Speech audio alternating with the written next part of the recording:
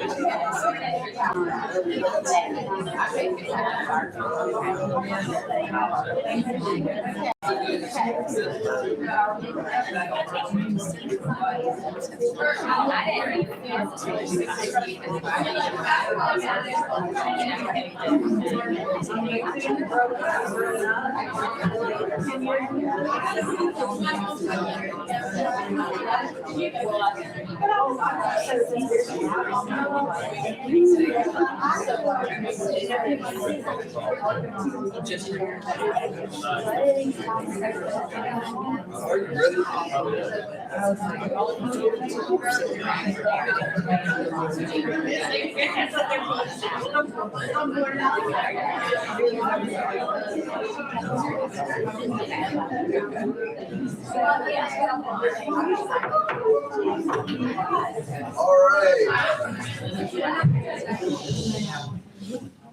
Welcome to the February 23rd, 2026 Vestavia Hills Board meeting. And today we've suffered 2 defeats this morning, so we're licking our wounds a little bit, but we're here to also celebrate some champions. So without further ado, did I hear a motion to approve the agenda? So do I hear a second? Second. All in favor? Aye. All right, now do I hear a motion to approve the minutes from the February 2nd, 2026 and February 18th, 2026 board meeting? So moved. Do I hear a second? Second. All in favor? Aye. Right, board members, we got some national champions to recognize tonight. Come on up, ladies.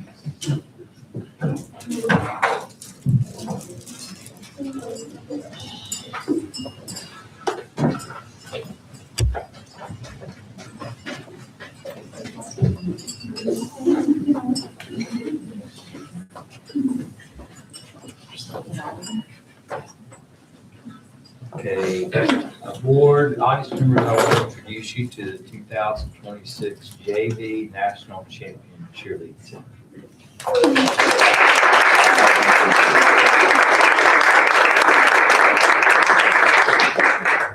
Shelly Sumner's with us tonight, and I want you to say whatever you'd like to say about the team, what they've accomplished this year, and what it takes to win a national championship. And we just kind of keep doing this. So tell us about it. Well, that was one of the things I was going to bring up is that this is our 4th year in a row, which is fabulous. I mean, unbelievable. And every year, basically, JV has to start over because we have Pizettes, we have Liberty Park that come together for the 9th grade team. And then we have our sophomores that have been there, but we always have to merge a whole different new group of girls. And so we start off at the beginning of every year going, okay, we can do this. You know, we struggle putting everybody together, figuring it all out. And by the end, it's just they produce what they produce. So to me, that is huge because you have to mix and have to start from scratch and build up. And then by the end of the year, they win. And it's 4 times. So we're very, very proud of them. Quite an accomplishment. And they won a national championship, competed just a few weeks ago in Yes, Orlando. we got back from Orlando, I think 2 weeks ago. Yeah. This is not your typical Disney trip, is it, right? You have to do work here. That's what I hear. I want you to introduce yourself and share what grade you're in. And then we're going to ask the board to make some comments, okay? Yeah. I'm Stella McCormick and I'm in 10th grade. I'm Amelia Cranfield and I'm in 10th grade. I'm Campbell Horn and I'm in 10th grade. I'm Reese Freeland and I'm in 10th grade. I'm Lily Kate Moreland and I'm in 10th grade. I'm Reese Purdy and I'm in 10th grade. I'm Sayla Prescott and I'm in 10th grade. I'm Catherine Davis and I'm in 10th grade. I'm Stella Grasher and I'm in 10th grade. I'm Claire Carmen and I'm in 10th grade. I'm Ellie Watson and I'm in 9th grade. I'm Campbell Hollenhead and I'm in 9th grade. I'm Harper Hunt and I'm in 9th grade. I'm Eliza Shoemaker and I'm in 9th grade. I'm Sadie Hendon and I'm in 9th grade. I'm Molly Johnson and I'm in 9th grade. I'm Emma Taft and I'm in 9th grade. I'm Megan Marin and I'm in 9th grade. I'm Addison Getz and I'm in 10th grade. And I'm London Chandler and I'm in 10th grade. Right. Your principal's here as well, Claire. Any comments you want to offer up? Well, I'm sorry, Bill's actually. Take this Kind of both. Bill's the authority of cheerleading, No, we're just proud of them. They represent our school so well, and they represent themselves well in all that they do. And Shelley, thanks for all the work that you do with them. So we're proud of them. They keep doing it every year. We love having them part of our campus. You might have to turn just a bit, but you got board members, right? Board members behind you. May want to make some comments, guys. I was just gonna say, I was down there with the middle school dance team, and y'all are such a bright light. You came and supported all the younger girls. I've known some of you. Emma's room mom in kindergarten, so I've known some of y'all since you were so tiny, but it's such a remarkable group of young women. I don't think people realize the competition that y'all face. But just from the airport to walking around Disney, you guys are such classy, amazing individuals, and you should be so proud of that as much as this championship. So congratulations. I have a daughter that went through this years ago, and I just remember being at all the practices and just, I know the work. I know the initial flip that's involved, and then just all the routines that come after that and all that good stuff. And just appreciate y'all. I want to shout out to Shelley over there, because all this didn't just happen. That she was able to coordinate and coach you guys tremendously. And so just what a true team sport, where if one person's off, everybody's off. So for y'all to, come together and be perfect and be champions is very commendable. So congrats. Okay. You got some moms and dads who are with us tonight. Anything you guys want to share? Now's your time. Proud of them. Why don't we do this? When we get a pic, if we can. You guys, mom and dad, y'all want to take a picture, we'll get your whistle, get your clothes in real tight here. Y'all move in so you get a picture. Come on up, sophomore, in front, stay in front, however you want to do it, like you always do it. Feel free. You guys cut this down right now. It's so tight. I've done this a lot.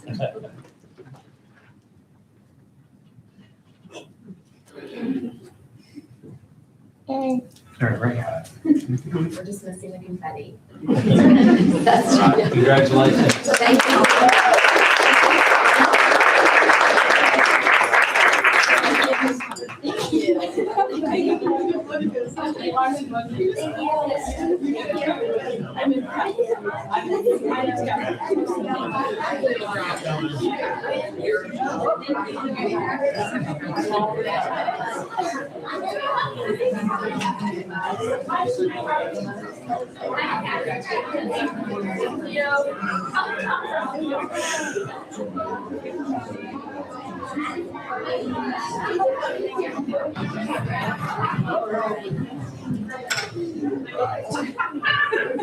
Okay, thank you guys. We'll move into financial statement. Good afternoon, board members. I provided the financial statements and check register for the period ending January 31, 2026 for your review. As of January 31, we've collected 81% of our budgeted ad valorem tax revenues compared to 42.7% at this time last year. The large variance from last year to this year is due to timing differences of when we received the payments. And as of today, we were only at 81.56 of our total revenues collected. So we've received a lot in January this year that we had not received last year until February. During January, we received $58,000 in interest income from our investment in the Treasury sweep account. The 30-day average yield on this is 3.44%, which is down from 4.098% at this time last year. So that's why we're seeing a little bit of a lower interest than last year. Our general fund expenditures and transfers out are 36.7% of the budget compared to 39.3% last year. All things being equal, we should be at 33% of budgeted expenditures in the fourth month of the fiscal year, and we were a little above that due to payments for annual expenditures. All bank accounts have been reconciled as of January 31, 2026, and the monthly financial reports have been submitted to the Alabama Department of Education. Monthly financial statements and check registers are also available for public viewing on the district's website. Thank you. Board members, I recommend approval of the financial statement for January 2026. Board members, you've heard the superintendent's recommendation to approve the financial statement for January 2026. The board bank accounts have been reconciled through January 2026. Do I hear a motion? So moved. Do I hear a second? Second? All in favor? Aye. Right, thank you. Under consent items, I recommend approval of these that are related to disposal of property, in-state overnight, out-of-state, and out-of-state overnight field trips. Board members, you've heard the superintendent's recommendation to approve the consent items related to disposal of property and then the in-state and out-of-state field trips. Do I hear a motion? So moved. Do I hear a second? Second? All in favor? Aye. Thank you.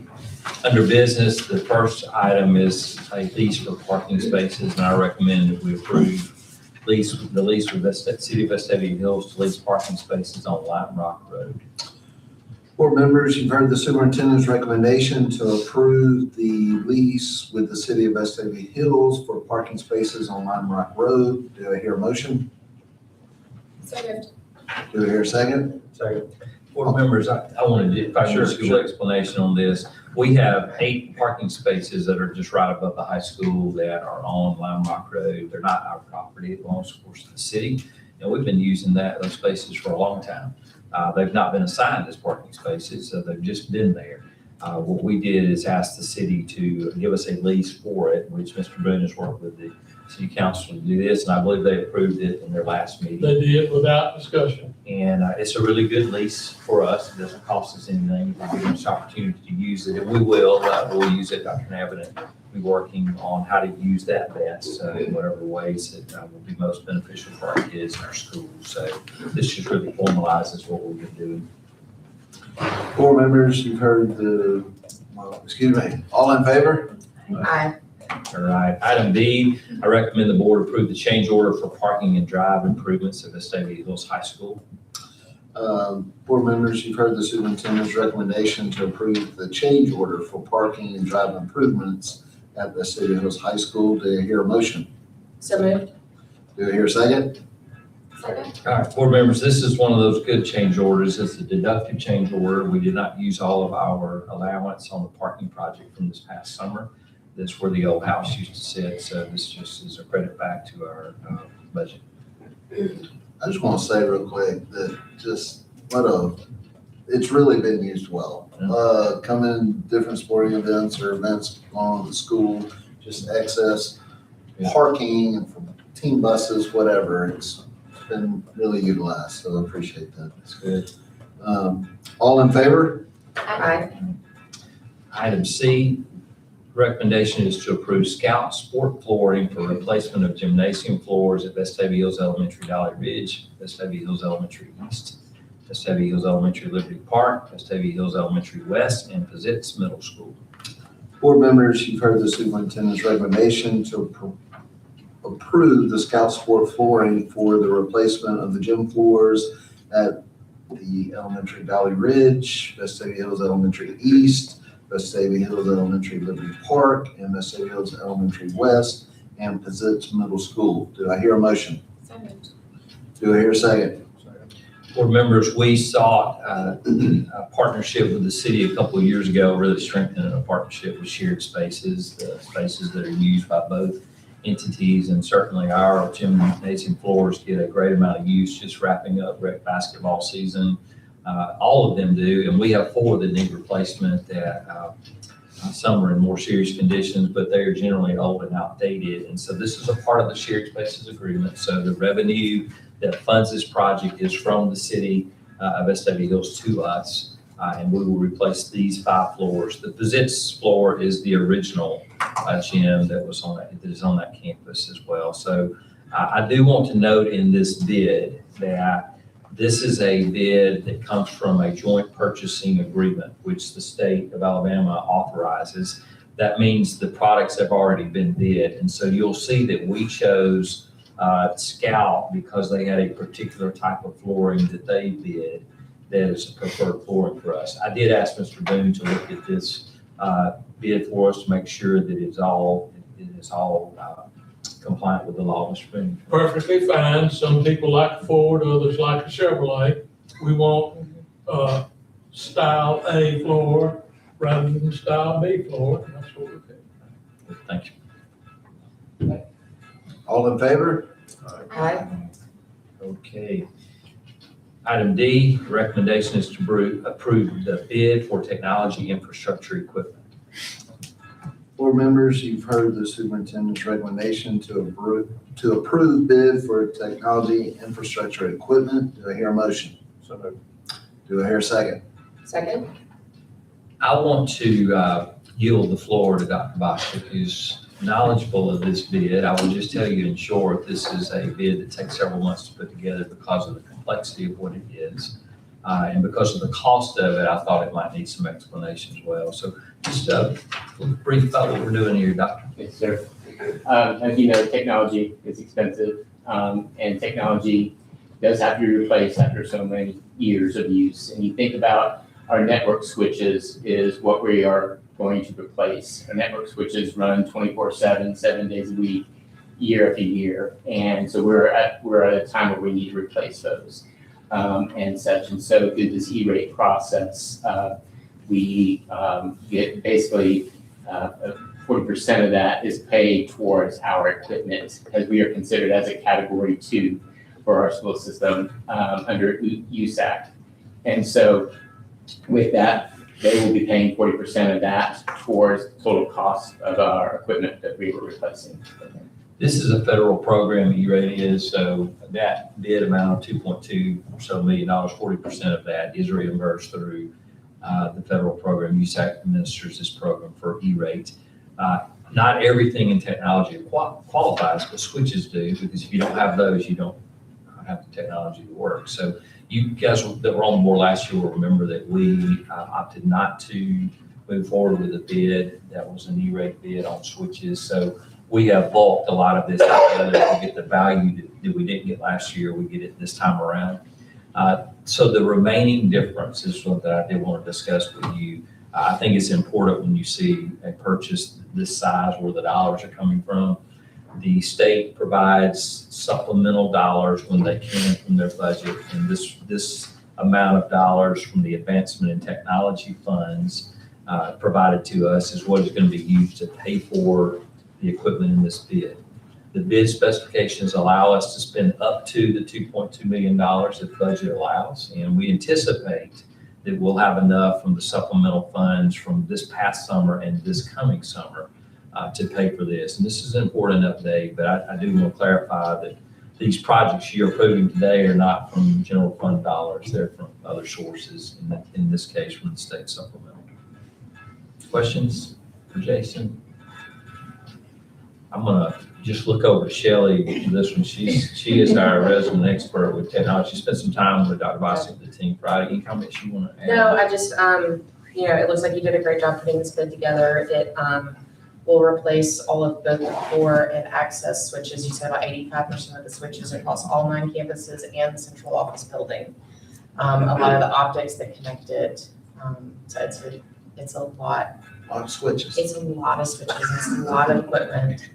One thing I didn't get a chance to ask you, what happens to the old switches? So the old switches, we can, because if they were purchased through USAC E-rate previously, at the end of their life, then we can dispose of them and then either use them in other places if they're still good to use, or sell them or dispose of them from there. We just have So to be determined once you yes, kind of assess their value. E-rate has very strict guidelines of what you're supposed to do. So we have to keep an inventory for at least 10 years of the equipment that's been purchased through this federal funded program. But at the end of the life, then we can do what we need to with them afterwards. Is there value in a switch that's old, that's 10 years old or more? There's value if it's still working, and if we can repurpose it, I'm always about it. But at the same time, we just have to evaluate what the equipment is. I do want to note that Jason just started this job in November, and that may be the most complicated part of the work is an E-rate bid. So kudos to you and your team for getting it together. Thank you. All in favor? Aye. All right, under personnel, I recommend the board approve the items as submitted. Board members, you've heard the superintendent's recommendation to approve the personnel items as submitted. Do I hear a motion? Do I hear a second? Second.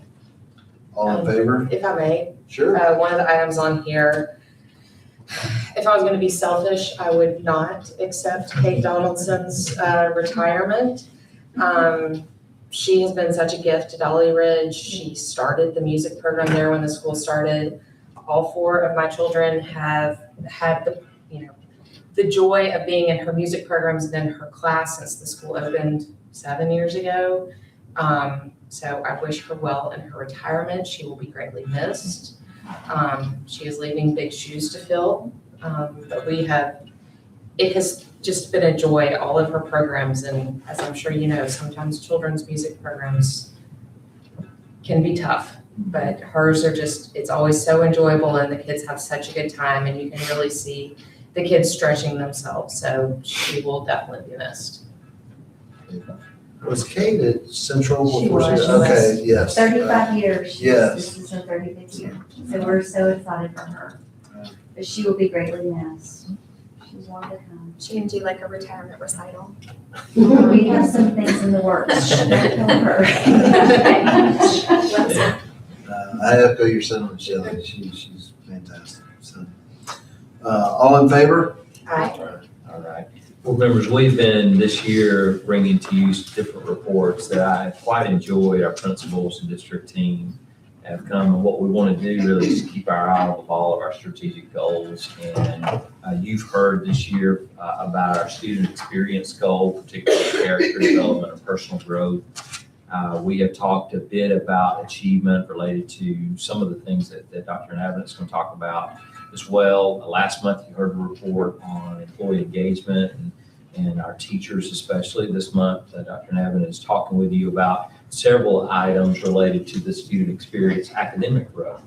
And just looking ahead, so you know, the next couple of months, we're going to shift over to parent-community partnerships, and we've got some good reports coming as well. So I like this way that we start our board meetings when it's about kids and about our students, and we end it reminding ourselves about our strategic goals. So Blair, thanks for doing this tonight. Take it away.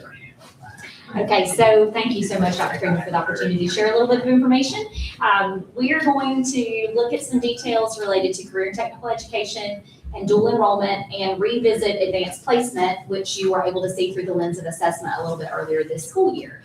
And even though it's helpful to define these or to articulate information specific to each of these pathways independently, as a lot of things at our school, they really do function best when they are in partnership with one another.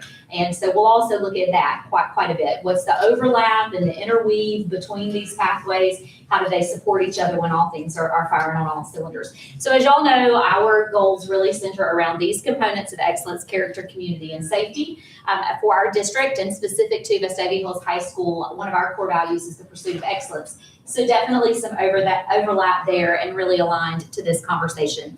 So as a district, one of our goals is to create that student-centered environment where excellence and curiosity and resilience are driving both the academic component as well as personal growth. And our picture of success says that when we do that well, we'll have a robust system of academics that support the development of knowledge and skills. And so these three pathways are really what that's all about. Before I go any farther, though, I do want to highlight some people who have helped make all of this information possible. I get to be the deliverer of good news and celebrations, but it really is a team effort.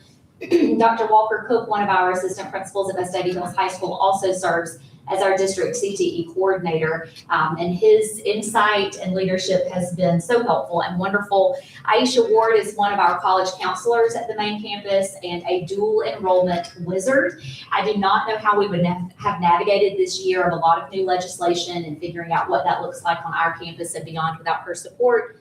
Dina Four and our technology department is a wizard of data. Truly, and any of us as principals or administrators would speak to that, the times that I email her and say, I don't even know if this is possible, but, and 5 minutes later, she sends me the instructions on how to do it with the report attached. Literally, that happened 3 separate times, twice or last week on 3 separate reports. And also I want to thank Keith Beard and Pam Hickman. They are teachers at the main campus and leaders in career technical education and dual enrollment, and were able to provide a lot of insight. So I'm thankful to them. So as I shared, I'm going to kind of talk to you about these three worlds explicitly, but then look at some data that is related to the overlap among them.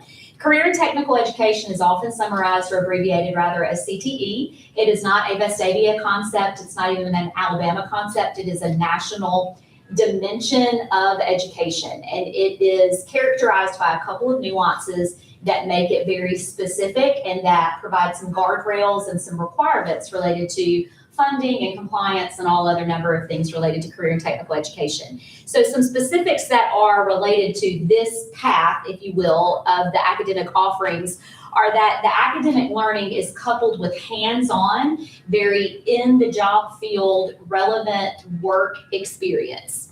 It is industry aligned, which means that for us to have certain pathways or programs, we have to demonstrate that their interest and their alignment with our job field locally and by state priorities. And another characteristic that CTE is really falls under that umbrella of it being hallmarked by are the credentials or the certifications that a student can earn while on that pathway. It's very helpful for career exploration and also students developing employability skills and being prepared to be successful post-graduation in any number of fields, college, career, and oftentimes both. In our district, of the three things that I'm mentioning today, CTE is the one that does have explicit connection to our middle schools. What this looks like in 6th, 7th, and 8th grade are our family and consumer sciences classes at both Liberty Park Middle and Pizzitz Middle. And then students' offerings expand exponentially once they get to the freshman campus, and they grow from there when they arrive at the main campus in 10th grade. So we have over 20 courses on the main campus specific to career and technical education in 7 different pathways. One of those, business information technology, really has 2 sub-pathways, if you will. So there's a pseudo 8 pathways. One of the business information technology pathways incorporates advanced placement classes. So in terms of that overlap that I mentioned, that's one of the misconceptions that surrounds these worlds, is that they are independent of one another and honestly in competition with one another. And that could not be farther from the truth at our campus. So one of our most popular career and technical education courses is also one of our most popular advanced placement courses, that being computer science principles. So those worlds coexist very, very well. And we have advanced placement offerings currently in our CTE curriculum with a goal of adding a 3rd next year. One overlap that we don't yet have is dual enrollment and career and technical education. We do not currently offer on campus or even in an official partnership dual enrollment courses that also count towards career and technical education credits. But we are actively exploring our current partnership with Lawson State to determine what that could look like for us moving forward, if it is of interest to our students and able to be supported by our personnel. It is Career and Technical Education Appreciation Month in February, and so as we wrap this month up, it's a prime opportunity to celebrate some things going on in our CTE world. We recently brought back Job Shadowing Day. I know many of you were a part of that. Thank you for your support and involvement. We were able to place almost 200 students in almost 40 different job sites across the greater Birmingham area, and we have had incredible feedback, both from our students who participated as well as our employers who hosted them. Another celebration related to career and technical education is our partnership with the Academy of Craft Training. Sometimes we just refer to that as CRAFT, and you may see it even abbreviated as ACT. And that is our partnership with a greater Birmingham area consortium of, if you will, of schools who have students who participate on site at a learning location with these specific 5 pathways. One of my favorite days of the year is our job signing day at CRAFT, where we watch our students who have participated in this program sign job offers, very lucrative job offers, to go into the workforce and pursue a career in an area that they have graduated highly qualified to pursue incredible things in. And we're very proud of those students. We anticipate continued success in their placements moving forward. Okay, to switch gears just a little bit, when we talk about dual enrollment, we sometimes use that phrase to capture everything, and that is accurate. Dual enrollment means that a student is dually enrolled in both high school and a post-secondary institution. We sometimes use it interchangeably with the phrase dual credit, and that's not always the same thing. When we're talking about numbers today, we're looking specifically at the dual credit opportunities that our students have taken on campus. But we have students that are dually enrolled right now at all of these institutions that you see here. And what that means is that a student is able to earn college credit while they're simultaneously dually enrolled at Vestavia Hills High School. And sometimes, oftentimes, and increasingly so, due to recent legislation, that credit can also apply dually to a high school graduation requirement credit as well. The numbers that you're going to see in the data, that really refers to our face-to-face instruction. So we work through dual enrollment at Vestavia Hills High School in two different ways currently. We do have face-to-face course offerings through our partnership with Jeff State. And to this point, we have offered 4 courses in 2 different departments, English and math. Thanks to your approval, we have been able to make available for request at least 4 additional courses to round out our science and social studies departments as in-person available course offerings, extending down to our sophomores as well. To this point, it's been beginning with our juniors. And so we're excited about that potential for increase in in-person instruction. The other way that we offer dual enrollment are through our partnerships with other post-secondary institutions. And those are when students independently pursue opportunities with Auburn First or University of Alabama Early College, UAB, Troy University, Lawson State, any number of those partnerships. And due to legislation that took effect this year, those have really increased exponentially. There is a link there, but if you just did a quick little Google of Alabama course equivalency dual enrollment, there are literally now dozens upon dozens upon dozens of courses that a student can simultaneously earn credit and college credit, high school credit and college credit for. So the guardrails have really kind of been lifted from dual enrollment, and we are very thankful that we've got a stellar staff and a really solid plan for what that looks like for us moving forward. So we talked a little bit about misconceptions. Can these programs coexist peacefully? And they can. A huge concern when we talk about dual enrollment in particular is what is the potential impact specifically on advanced placement? Do we see if participation increases in one, will it negatively impact the participation in others? And we have simply not found that to be true on our campus. You can see our numbers are lower in dual enrollment than CTE, and that's to be expected. CTE begins in 6th grade, potentially, but certainly these numbers reflect 9 through 12 participation. And again, those dual enrollment numbers reflect just our in-person traditional instruction taught by Vestavia teachers, and that's only been available to 11th and 12th grade. So the numbers have been lower, but you can see that they have proportionally increased at pretty similar participation rates.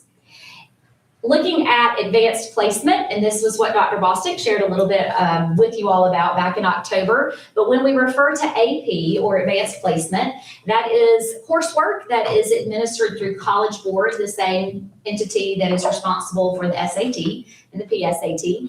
And in AP, these courses are taught at both the freshman campus and the main campus, and they provide a rigorous coursework that culminates in an end of the year assessment. If students earn high enough on that proficiency assessment, then they can also earn college credit. The score ranges from a 1 to a 5, and generally speaking, a 3 is considered a passing score, but what scores are accepted at different universities depends on the university itself. But our students do very well in their AP coursework, and we have been excited to see that program also grow. So last year, there were 25 course offerings. This year, we were able to add AP Computer Science A, or Java, with 30 course requests. This year, opening year, we had 2 sections of AP Computer Science A. And next year, again, thanks to your approval, we've been able to make available as an opportunity 2 additional AP courses, 1 AP Seminar and 1 AP Business with Personal Finance, which is also a career and technical education course. So again, when we mention that these programs are in partnership and they are in support of one another, we really do see that in practice at our campus. There are some times when students may choose exclusively, if they're going to pursue an advanced coursework, that they find advanced placement their best fit and exclusively they pursue AP courses. There are other students that see dual enrollment as the better fit and they pursue exclusively dual enrollment courses.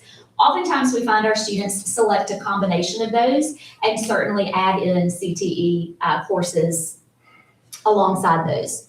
So in terms of advanced placement and dual enrollment, the red are numbers of sections and the blue are student participation numbers.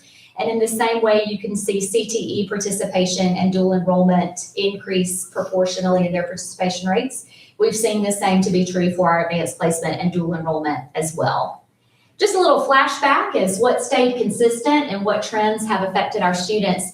If we looked at our most popular courses in the 2019-2020 school year as compared to today, we've seen more consistency and interest in advanced placement and some greater shifts in CTE. But there have been some similarities. One that is really interesting is what I've mentioned a few times.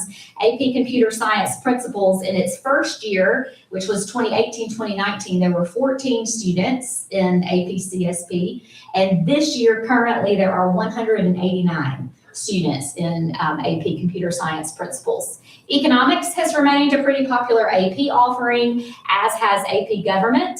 And in our CTE world, forensic science has also remained in the top 5 in both of those kind of snapshots. So when we look at pathways in partnership, not competition, there are unique elements of each of these worlds. But like we said, that there are very few times when we find a student who has not fallen in multiple lanes during the course of a day. And certainly over the course of their entire academic journey, many of our students bounce in and out of all 3 of these. And there's overlap between those. Our CTE courses can also be AP courses. Our AP courses, a student may choose an AP course for a science and a dual enrollment course for an English. And so we are finding that those pathways are going to function at their highest capacity when they're in partnership and not competition with one another. One statistic that just reinforces this, a lot of numbers over here, so I'm going to glance, that is really cool to listen to. And our graduating class right now of 2026 is the largest in history, 576 strong. Almost all of whom were at our basketball games today, I think. But of those, 272, 47%, have an experience in dual enrollment. And that is for a total of 410 courses in our seniors alone. In a recent graduating class, AP reported to us this year, 47% of that graduating class earned at least a 3 or higher on at least one AP exam. And I think that statistic and that identical statistic for both of those worlds really speaks to how our students are embracing these choices and these opportunities. That it's not an either or, it can be a both and for many of our students it is.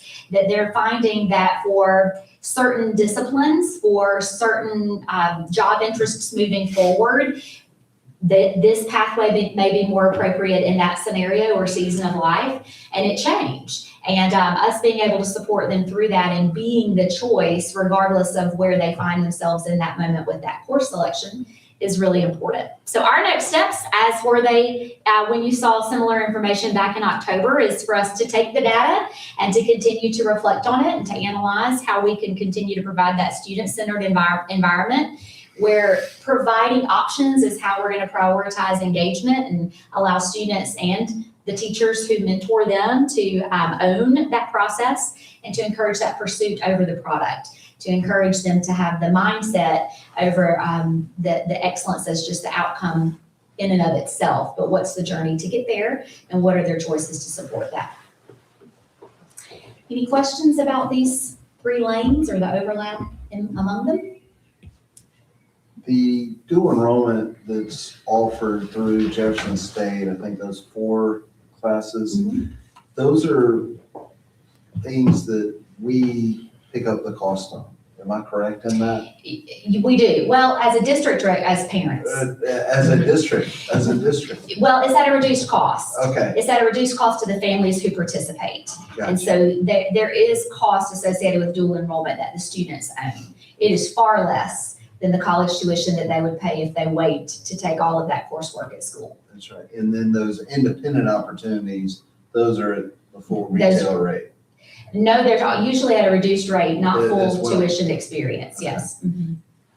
Um, Right now, just for reference too, this year alone, because these numbers are just Jeff State. So this year we've had, and this includes summer 2025, fall 25, and current spring 26, 197 courses through Auburn First, 60 through UA Early College, and then one course is through Troy right now actively. That is a lot of tuition dollars that students are earning at a significantly reduced rate.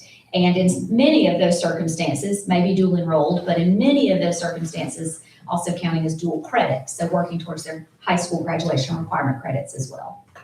How many students do we have this year? You know the exact number, not a big deal, just estimate that we have in craft. 13. 13. We expect 12 or 13 next year as well. Yeah, they'll be getting their That's an acceptances. amazing program. It is truly phenomenal. It is truly phenomenal. Those programs, the pathways that you see there, everything from interior, exterior finishes to commercial construction and everything in between. Our students apply in a particular area of interest, and so they have a goal of admission in one of those programs. And if that's not a good fit, then they can transition into another one of those programs. And our students, they're all-stars at craft. We have many of the Employee of the Month honors awarded to our students in those areas, and they go on to work with phenomenal companies at pretty incredible entry-level positions. I've gotten work with one from the past. Yeah. That are large commercial contractors. Mhm. Cool. And our students also, we had a graduate last year who was a stellar student at the Academy of Craft who went on to college, but wants to go into building construction management and is 3 legs above anybody else that's entry into that college level program because of their experience at craft. If you had all the things you would want ideally to think more choices, more opportunities, what in your vision do you see high school you want the board to know about? Like, here's a missing piece or pieces. Well, that's a pretty open-ended question. But the first thing, honestly, that's on my mind right now are facilities. And that might be an unexpected statement for me to say, but for us to be certified to offer dual biology, our labs have to be reviewed. And I'm a little nervous about that, candidly. And, we'll take care of what we need to take care of, but our personnel has to be credentialed to teach dual enrollment classes. It's a pretty rigorous selection process. Their transcripts are reviewed, and so do our facilities. So for us to be able to offer especially dual enrollment science offerings, our labs have to be college level lab experiences. So that's one thing. Now that's infrastructure. Otherwise, it does require personnel, because our student to teacher ratio at our main campus, it looks different. It's not an even algorithm of the number of students that we have by the number of teachers that we have. Our world is a world of course requests, and you can see that with the advanced placement versus dual enrollment slide. Our students make requests, and our ability to offer the courses that they request is a little bit different than just a simple ratio of student teacher. So having the personnel that is able to provide for that and to support that. I expect that we're going to continue to see active interest in our career and technical education pathways. Thankfully, you all as a board supported the addition of 3rd level courses in some of our pathways last year with offering an engineering 3, offering a broadcast media 3, and offering a therapeutics option that was an additional career technical education pathway. Those are courses that in order for us to continue to provide the next level of instruction, we have to have the capacity to staff it. We have 1 engineering teacher at the main campus, a lot of support at the freshman campus for sure, but I've got emails in my inbox from today from students who are wanting to move into that job placement experience in engineering 4, and we've got to figure that out. And so it just it looks a little different, that how the personnel kind of teases out to support the demands of our students where they are and where they want to go, that would be part of the wish list. The chemistry lab ones all have to work. You know, that's not far down the list either. They all have to work. We have to have the infrastructure and the personnel to continue to support all of the many different things that our kids want to do and take. And we want to do that because they are eager to do so, and our teachers are really eager to support it. And our families are demanding it, and we want to be able to meet them there. Any other questions? Thanks. Appreciate that. Obviously, I mean, the numbers speak for themselves. It's a growing, thriving program, and just thank you for all you've done to get it to this point, and just looking to the future. Just, I mean, it's obvious more and more kids are going to engage in this, and you know, looking where my son was 10 years ago and to where my youngest son is now as a senior, just seeing the advancement, the next 5 years is going to grow 10 times faster. So anyway, kudos and continued success. That's it. All right. Let's see. Is anyone here for public comment? All right. So this board meeting, do I hear a motion to adjourn? So moved. Do I hear a second? Second. All in favor? Right. We're adjourned. You got a favorite? I